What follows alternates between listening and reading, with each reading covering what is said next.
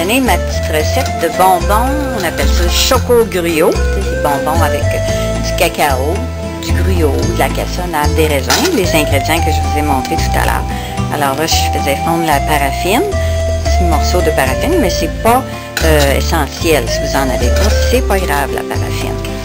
C'était juste comme pour donner du lien, là, tu sais, réunir le chocolat, que ce soit plus croustillant. Alors, il faut que la paraffine est fondue. La margarine. Une demi-tasse de margarine. Vous pouvez prendre du beurre aussi. La margarine ou du beurre, comme vous voulez. C'est encore gras. Vous pouvez fondre ça un peu doux.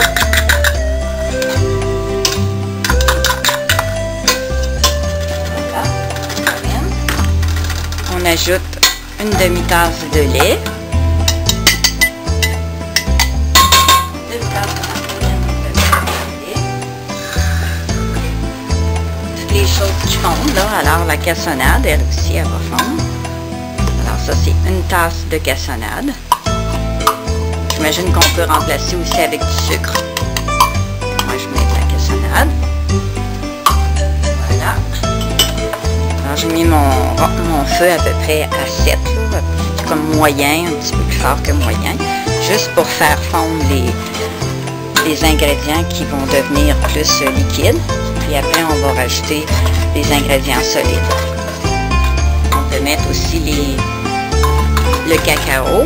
C'était 4 cuillères à soupe de cacao. Si vous n'avez pas de cacao, on peut faire fondre du chocolat aussi, des petits morceaux de chocolat, environ 2-3 carrés de chocolat. Le cacao, ben, ça revient moins cher. C'est bon pour la santé. Alors, quand tout ça, ça va être bien liquéfié, bien fondu, là, on va pouvoir ajouter les ingrédients. Ce qui reste à mettre, en réalité, c'est les raisins secs, le gruau, puis le nabisco que j'ai écrasé là, avec un pilon à patate ou avec une cuillère. Puis ça, c'est pas nécessaire non plus, le nabisco. C'est des céréales. Vous pouvez mettre du cornflake. C'est ce que vous voulez rajouter comme pour donner plus de croustillant pour la santé. Une sorte de céréale qu'on peut écraser si on veut. Alors, tout est fondu. Mon chocolat ici. Là, maintenant, je peux rajouter mon nabisco. Les raisins secs, je les ai fait un petit peu tremper dans l'eau bouillante, juste pour les attendrir. Puis on vérifie qu'il n'y ait pas de petits morceaux de bois après les raisins. Des fois, c'est tannant quand on pogne ça dans les dents. Là. Des fois, il y a un petit pépin qui reste la tige. Là, puis ça fait comme si c'était un morceau de bois. Alors, tout est mélangé ici. Puis là, je mets mon gruau. Alors, mon feu est éteint. Puis je mélange tout ça pour humecter.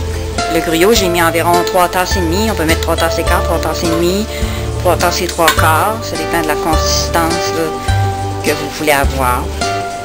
C'est du gruau à cuisson rapide. Puis il y a du gruau sans gluten aussi pour ceux qui sont au régime. Vous pouvez acheter du gruau sans gluten. C'est un peu plus dispendieux. Mais dans les recettes, c'est dispendieux quand on a des aliments qu'on est allergique. Quand que tout ça va être bien mélangé, là, je vais le mettre dans un contenant en verre, un plat Corningware, un plat en vitre, puis je vais le réfrigérer.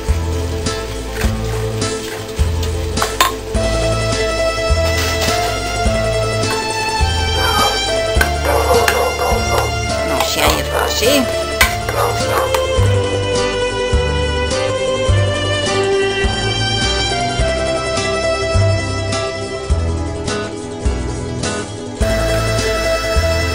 Là, on écrase un petit peu ça pour le rendre bien compact, pas trop dur non plus, mais juste pour l'égaliser. Puis il va durcir avec la paraffine, bien ça donne un petit peu comme un aspect de chocolat, ça va mieux se tenir, ça va moins s'égrener. On peut mettre plus de paraffine, mais moi je mets juste un quart de tablette. Vous pouvez mettre une demi-tablette aussi, ou ne pas en mettre du tout. Ça fait juste que ça va plus se démancher un petit peu si on ne met pas la paraffine.